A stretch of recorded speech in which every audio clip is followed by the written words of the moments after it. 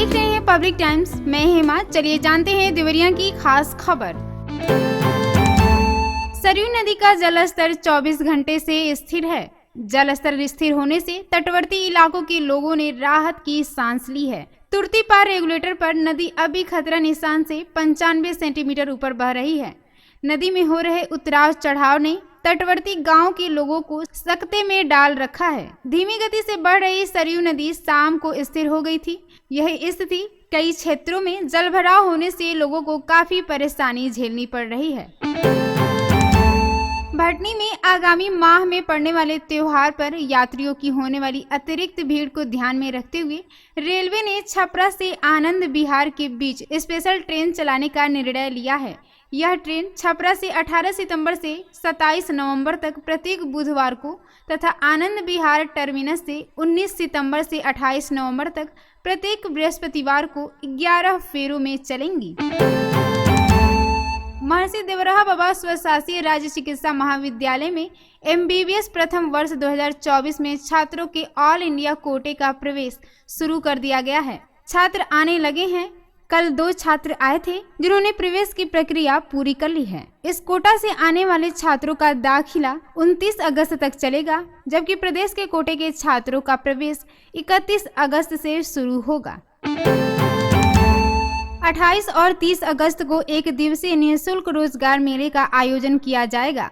जी हां, जिलाधिकारी दिव्या मित्तल के निर्देश पर प्रभारी जिला सेवा योजना अधिकारी रोहन अपूर्व सिन्हा ने बताया है कि 28 और 30 अगस्त को एक दिवसीय निःशुल्क रोजगार मेले का आयोजन जिला सेवा योजना कार्यालय और मॉडल कैरियर सेंटर देवरिया के संयुक्त तत्वाधान में पूर्वाह्न 10 बजे से जिला सेवा योजना कार्यालय GITI कैंपस में आयोजित किया गया है, जिसमें विभिन्न प्रकार की कंपनियां प्रतिभाग करेंगी। रोजगार मेले में सम्मिलित होने वाले इच्छुक अभ्यर्थी विभिन्न कंपनियों और पदों के लिए आवेदन करने के लिए rozgarsangam.up.gov.in पर रोजगार संगम पोर्टल या NCS पोर्टल पर आवेदन कर निर्धारित तिथि को प्रतिभाग कर सकते हैं।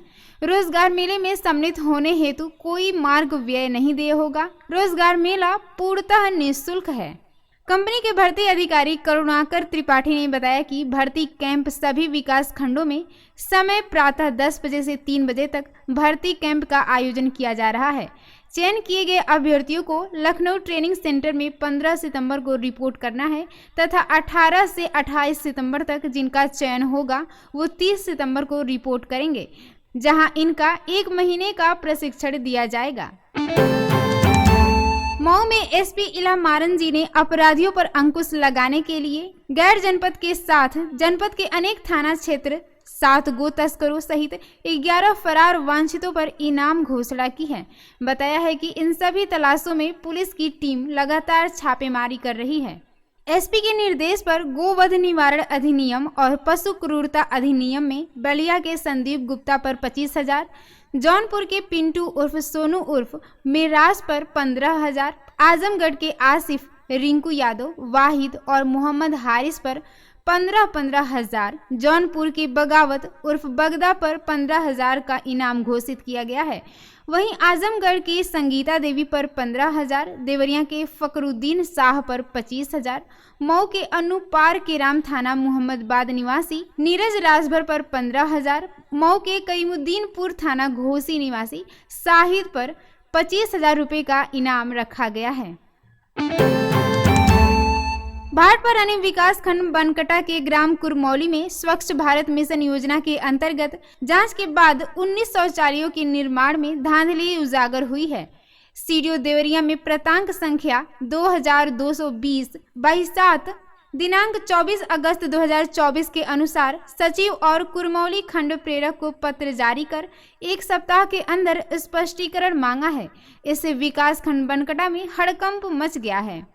आपको बता दें कि शिकायतकर्ता अभिषेक प्रसाद ग्राम प्रधान कुरमौली ने शिकायत की थी कि स्वच्छ भारत मिशन योजना के अंतर्गत उनके गांव में एक ही परिवार के सदस्यों को बार बार व्यक्तिगत शौचालय के लिए धन आवंटन तथा एक ही शौचालय का बार बार फोटो खींचकर सरकारी धन का दुरुपयोग किया गया है। सीडीओ ने शिकायतकर्ता की शिकायत पर जिला पंचायत राज अधिकारी देवरिया से जांच कराई थी, जहां आख्या दर्शाया गया है कि कुल 68 लाभार्थियों के सापेक्ष 49 लाभार्थी पात्र तथा 19 लाभार्थी अपात्र पाए गए हैं।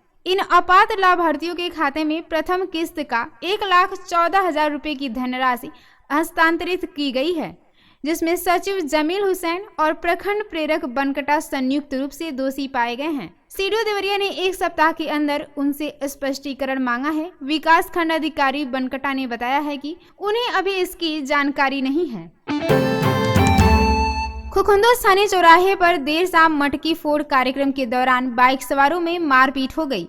पुलिस की मौजूदगी में हुई मारपीट में ई रिक्शा चालक और उसके भाई समेत 3 लोग घायल हो गए।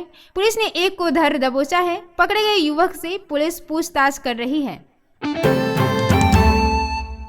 भलुनी थाना क्षेत्र के पडरी गुड़ाव गांव में रात करीब 7 बजे जमकर बवाल हो गया। आरोप है कि पड़ोसी कुछ बाहरी लोगों के साथ पूर्व प्रधान के दरवाजे पर चढ़कर जानलेवा हमला बोल दिए। इस दौरान हमलावरों ने 2 राउंड हवाई फायरिंग कर गांव में दहशत फैलाई। उधर लोहे के रॉड से हुए हमले में प्रधान समेत 3 भाई घायल हो गए हैं। सभी का मेडिकल कॉलेज देवरिया में इलाज चल रहा है। मौके पर पुलिस फोर्स भी पहुंची थी, हालांकि तब तक सब इधर उधर भाग निकले थे। सलेमपुर में डीएम के निर्देश पर सीएससी प्रभारी को क्षेत्र में अवैध रूप से संचालित हो रहे निजी अस्पतालों पर छापेमारी की गई। नगर में संचालित हो रहे बिना पंजीकरण वाले 2 निजी अस्पताल को सील कर दिया गया है। टीम के पहुंचने की जानकारी होते ही नगर के अधिकांश अस्पताल संचालक ताला लगाकर भाग निकले। देवरिया जिले के बरियारपुर थाना क्षेत्र के एक गांव निवासी युवक ने अपनी बहन के प्रेम विवाह के फैसले से आहत होकर कीटनाशक पी लिया। इस दौरान पुलिस उसकी बहन को थाने में समझा बुझा रही थी। कुछ ही देर में थाना अध्यक्ष को युवक की करतूत का पता चला तो उन्होंने युवक को मेडिकल कॉलेज की इमरजेंसी में पहुंचाया, जहां युवक की हालत खतरे से बाहर है। भाटपारा रानी के खामपाड़ थाना क्षेत्र के खैराट गांव में दोपहर में बिस्तर पर चालू हालत में टेबल फैन गिर जाने से करंट की चपेट में आने से 2 माह की दूधमुही बच्ची की मौत हो गई। टेबल फैन हटाते समय करंट की चपेट में आने से मां और दादी भी झुलस गईं। दोनों को गंभीर अवस्था में मेडिकल कॉलेज में भर्ती कराया गया है। आपको बता दें कि खैराट गांव निवासी संध्या देवी अपनी 2 माह की दूधमुही बच्ची को बिस्तर पर सुलाकर घर का कामकाज कर रही थी। अचानक चालू हालत में टेबल फैन बिस्तर पर गिर पड़ा, जिससे बच्चे के शरीर में करंट प्रवाहित हो गया।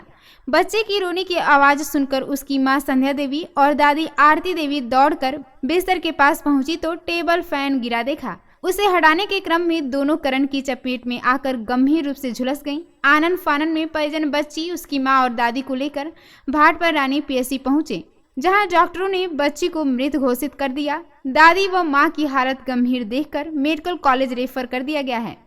इसके बाद मासूम के शव को लेकर परिजन चले गए। थाना अध्यक्ष खामपार महेंद्र चतुर्वेदी ने बताया है कि इस सूचना की जानकारी ले रहे हैं।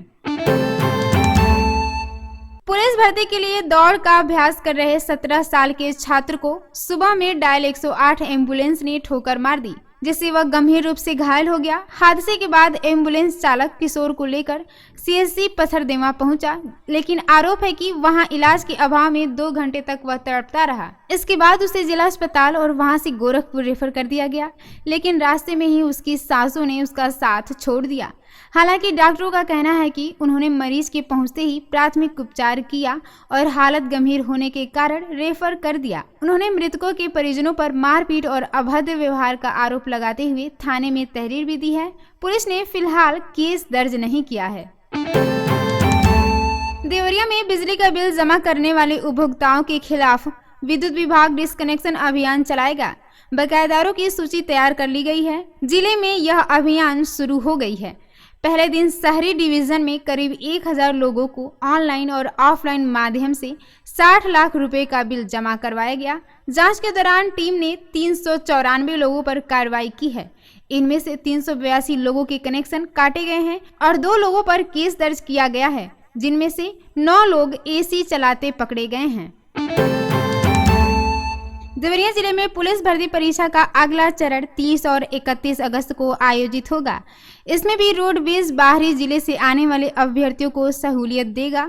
इसके अंतर्गत 2 दिनों परीक्षा के लिए 117 बसें स्पेशल परीक्षा ड्यूटी करेंगी। इसके अलावा 10 बसों को रिजर्व में रखा जाएगा ताकि किसी के खराब होने या अन्य तकनीकी गड़बड़ी के दौरान इसका इस्तेमाल किया जा सके।